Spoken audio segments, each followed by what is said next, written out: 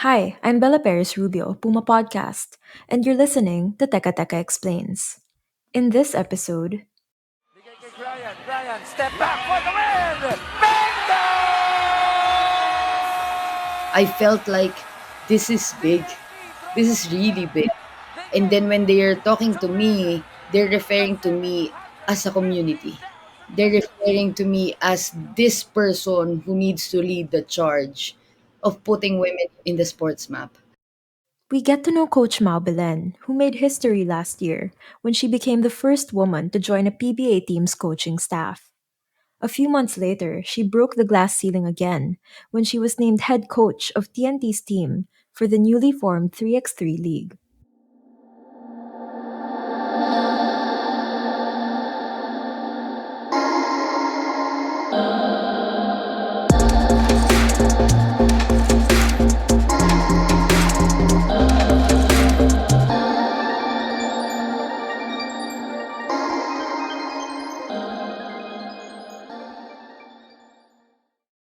I don't understand the gravity of it.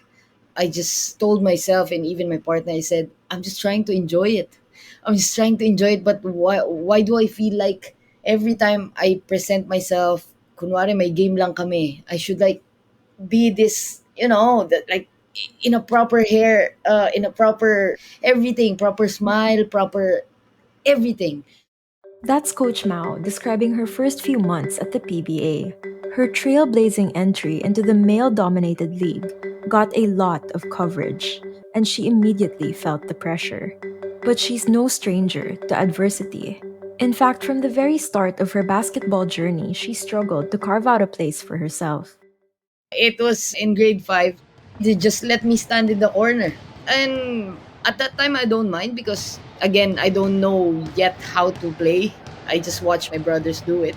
But me, myself, they don't involve me or they don't ask me to join them when they're playing basketball in our, sa barangay namin or sa small half court dun sa may bakanting lote sa amin.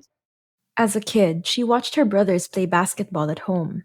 And then in grade school, she scored a slot on the men's team for their sports fest because they were missing a fifth player. They didn't let her play that year, though. I remember vividly. I just feel like that joy in me. I don't know if that's belonging to a group. I don't know that time if that's something na, oy, ang cool ko kasi kasali ako sa basketball in trams. But then on the sixth grade, they made us play girls na din, basketball. But I remember, I think it's just a 3-on-3 because we can't really full on makabuo ng 5-on-5. That's right. The first time Coach Mao actually played basketball, it was a 3-on-3 game. From there, she went on to play varsity ball in high school and college. My love for basketball grew deeper and deeper as I age. And I learned that nung malapit na matapos yung college days ko, wala palang anything na pwedeng paglaruan after.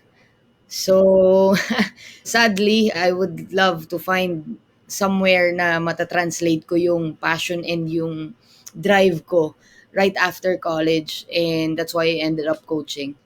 But coaching jobs were hard to come by, and the few opportunities that came her way didn't pay her enough to live on. By 2021, she planned to leave the country for good. Me and my girlfriend planned to go na to Dubai to try our luck.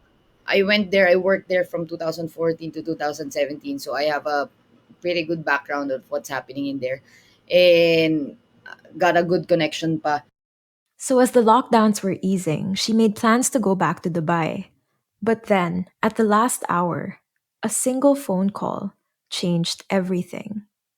March 19 is our flight. I received that call March 9. I'm in a dinner with drinks, despedida, when Coach Chot called me. And we were with friends, we were celebrating, okay, saying goodbyes and whatnot. And then he called me and asked me if I want the job. And I immediately say yes. What followed was a year of triumphs. Her 3x3 team won back to back grand finals and 9 tournament legs. I cannot emphasize enough how good of a team we are. I mean, I'm just proud of my team. I'm just proud of our work. Imagine the last conference were 13 teams. Right now we're 12 teams.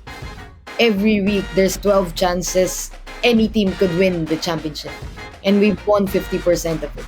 I think that's something that really, if you put in your resume, that's something that will caught your eye, right?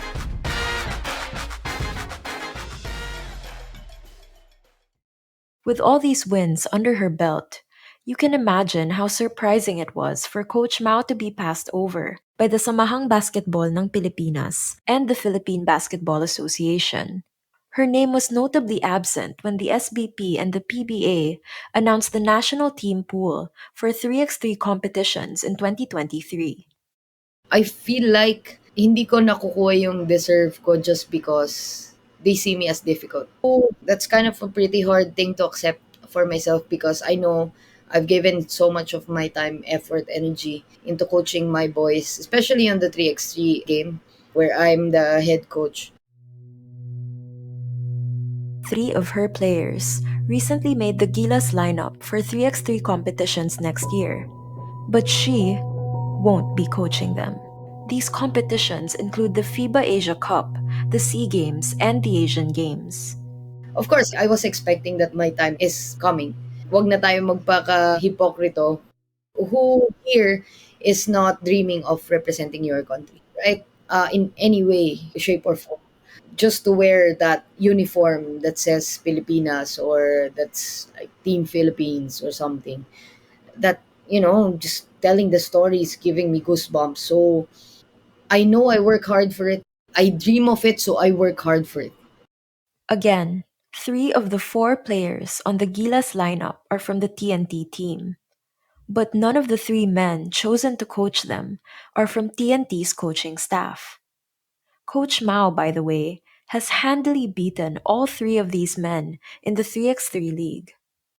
I feel this, sadness in my heart because it's not just me who work hard for this. It's the whole staff, it's all the players. I mean, I'm happy for my three boys that are representing the country, but they also have three more teammates. Kung hindi dahil sa kanila, they won't be the players they are right now. It's worth noting, too, that the PBA and the SBP have yet to explain why they excluded TNT's coaching staff from the national team lineup. I feel for my team, not just for myself. And maybe dun sa mga tao and sa mga taong nagdi-disagree with me, they think na, baka iniisip niya lang yung sarili niya na dapat siya lang yung head. No, really, it's not just for me.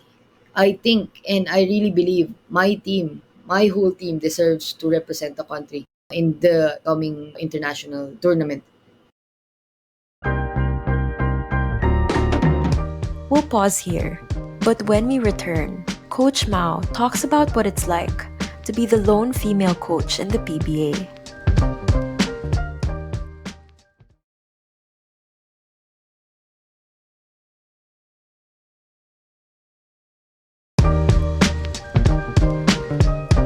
This isn't the first time that Coach Mao has noticed that she's treated differently than her male colleagues. One glaring example is that she feels like she can't express herself courtside the way men do. When you're in the game, the passion just inside us just comes out and like you shout, "Hey, why is it like this? Bakit ganyan yung tawag mo, ref? Ganito ganyan." And I won't do that. The funny thing is, I won't do that if other coaches are not doing it. Here it is. Eximiliano with 100,000 pesos. We have this copycat attitude. Everyone, not just Filipinos, but everyone in the world. You, you can't be what you can't see, right? So when the other coaches are doing it and I did it, I got a penalty. I got fined for it. And then I said, okay, let me observe. Baka naman talagang malakas yung boses ko. Baka they feel like offended or baka they feel like, when you get to the point that baka nga ikaw yung mali. But coaches and fans alike can't help but lose their cool during games. But when I observe, it's the same thing. Sorry, but they also curse. They also say a lot of things, right? I mean, we know that we've watched live sports games, not just in basketball. basketball, in football, in boxing, in lahat ng pwedeng ipalabas sa TV, in volleyball. So, as an audience or then lalo na siguro as a coach where involved ka dun sa team. Fan ka nga lang nagagalit ka eh.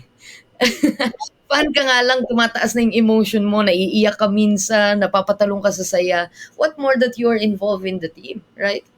I felt like I didn't catch a break in the beginning. So I tried to just change my approach. Just recently, Women being judged by a different standard, that's hardly new. That hasn't stopped her from dominating, though. it's part of life. You don't get everything that you ever wanted. Sometimes you don't get things that you deserve, but you just keep on waking up each morning and get to work and do your thing. Until siguro hindi na pwedeng hindi nila ako pansinin. But whatever hurt she's feeling about being excluded from the Gilas coaching staff isn't getting in the way of her looking out for her players. I told my players also to respect their decisions. Don't ask their coaches there. Don't ask their whoever's managing them in the Gilas team. Don't ask. You might put yourself in a bad situation. In any case, she's not giving up on the dream just yet. I just feel a little disappointed and frustrated. But as I've said kanina, just wake up another day and just try and work hard, vote more, and make sure that the next time they look around, they see you first. There's another thing Coach Mao hopes to accomplish during her time in the league. She says she wants to see more women coaches before she goes. That you are getting, but it would be nice after like 10 years, 20 years, if I'll be lucky to still be here, to have a colleague, 10 of us here as coaches, 20 of us here. I mean, And she has advice for women who are hoping to follow in her footsteps. a big league such as the PBA, they would run to 100 male names first before them.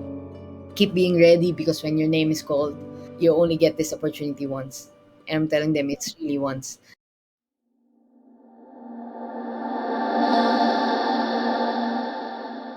And that was today's episode of Teka Teka Explains. Again, I'm Bella Perez Rubio. This episode was produced by Kat Ventura and edited by Joe Salcedo. If you like this episode, please give us a 5-star rating. And of course, don't forget to follow Teka Teka Explains and our 5-minute explainers, Teka Teka News, wherever you listen. At para sa mga mahilig manood sa YouTube, Puma Podcast na rin po kami doon. Just search Puma Podcast and subscribe to our channel. Thanks for listening.